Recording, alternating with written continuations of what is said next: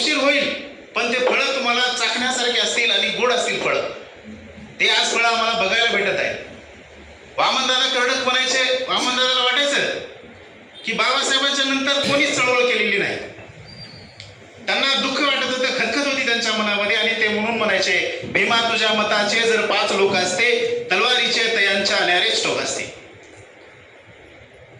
आज आम्हाला आनंद वाटत आहे की डॉक्टर बाबासाहेब आंबेडकरांच्या विचारांचे इतके माणसं तयार होत आहेत की ते वामनदादांनी लिहिलेलं कधी तर पुसून टाकावं, हे देखील आम्हाला अपेक्षित आहे समाजाकडून. आज आम्ही तुमच्याकडे या नजरेने बघत आहोत की आता लातूर जिल्हाच काय तर महाराष्ट्र आनंदित आहे.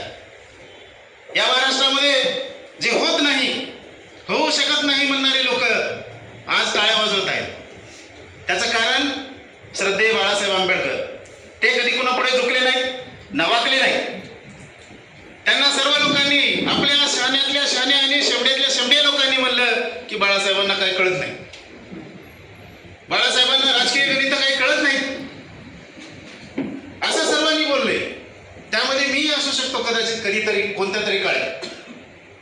पण आमचा नेता जो ठरवेल, आमचा नेता जर तुम्हाला खाली बस म्हणला तर तुम्ही बसलं पाहिजे. तर तुम्हाला जर उठ म्हणला, त्याच्यावर जर तुमचा विश्वास असेल तर तुमचा नेता तुम्हाला पुढे विहिरी ढकलून देणार नाही. तुमच्या नेत्याने तुम्हाला हात दिलेला आहे, हे हाताचं तुमच्या सगळं संधीचं सोनं करून घ्यायचं आहे. तुम्हाला तुमच्या चिखलातून उचलून तुम्हाला खुर्चीवर बसवत आहेत बाळासाहेब आंबेडकर. आणि त्याच्या पाठीमागचा जो त्याग आहे, त्या त्यागाकडे सगळ्यांनी आपल्या समाजाने लक्ष दिलं पाहिजे. तो त्याग सर्वांच्या समोर समर्पित भावनेने आपण तो त्याग आपल्या समोर आणला पाहिजे. आणि ज्या आता बांधणी आहे, वंचित बहुजन आघाडी असेल किंवा भारतीय बौद्ध महासभा मात्र संस्था म्हणून, भारतीय बौद्ध महासभा मात्र संस्था म्हणून मी काय म्हणत आहे, वंचित बहुजन आघाडीवर आमचा वॉच असेल की मात्र सत्ता, आमची मात्र संस्था ही सर्वांवर ध्यान ठेवते.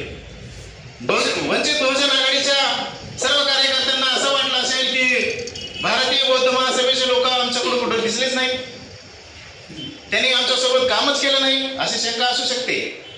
पण जे भारतीय बौद्ध महासभा काम करते त्यावर वंचित बहुजन आघाडीनं विश्वासच ठेवला पाहिजे.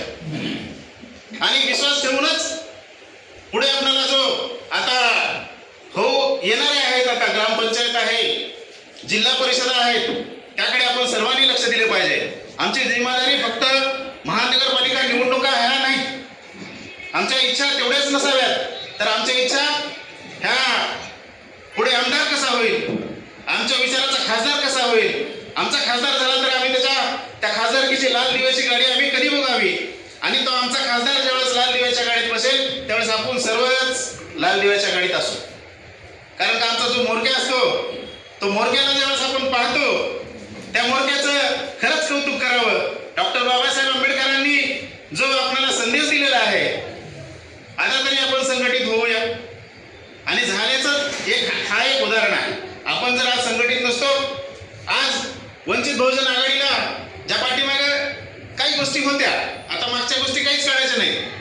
आपल्या काही लोकांनी असं बोललं की बाबा वंचित बहुजन आघाडीनं असं केलं, तसं केलं, ह्याच लोक गेले, तेच लोक गेले, या काही चर्चा होत्या. त्या सगळ्या चर्चेला तोंडात मारण्याचं काम वंचित बहुजन आघाडीने केलेलं आहे. आणि म्हणून त्यांचं कौतुक आपण केलं पाहिजे. म्हणून हा आजचा कार्यक्रम या ठिकाणी आपण मात्र संस्थे